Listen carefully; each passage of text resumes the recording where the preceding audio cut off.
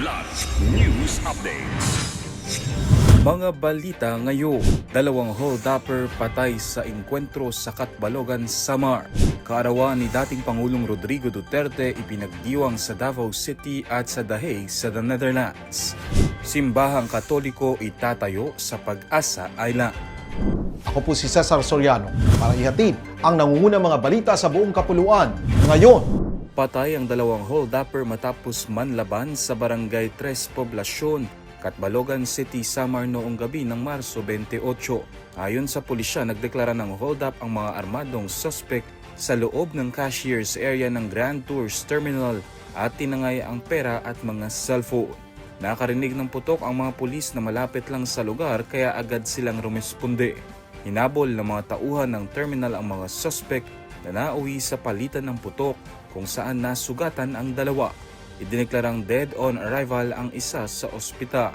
Nakatakas pa ang isa pang suspect pero natuntun din ito sa follow-up operation kinagabihan. Nanlaban umano ito kaya nabaril at kalaunay nasawiri. Narecover ang baril at ilan sa mga ninakaw. Patuloy ang investigasyon sa insidente. Ipinagdiwang ng mga kaanak, malalapit na kaalyado at mga taga-suporta ang kaarawan ni dating Pangulong Rodrigo Duterte kahapon Marso 28. Sa kanyang 81st birthday celebration sa Davao City, isang solidarity walk ang nilahawkan ng mga Davaoenyo kasama sina Senator Bongo, dating Presidential Chief Legal Counsel Salvador Panelo, dating Executive Secretary Attorney Salvador Medialdea at ilang mga lokal na opisyal.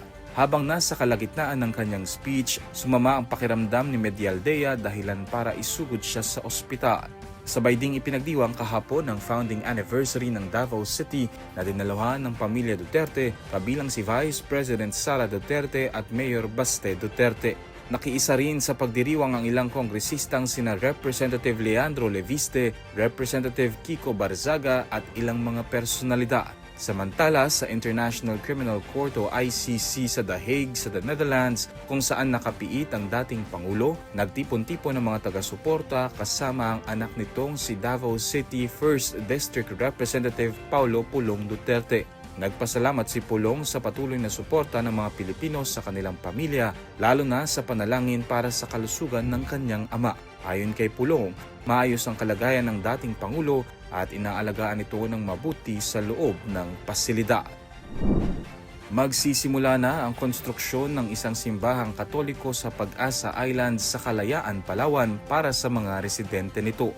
Ayon sa Philippine Coast Guard, layunin ng proyekto na tugunan ang espiritual na pangangailangan ng komunidad at palakasin ang presensya ng mga Pilipino sa West Philippine Sea.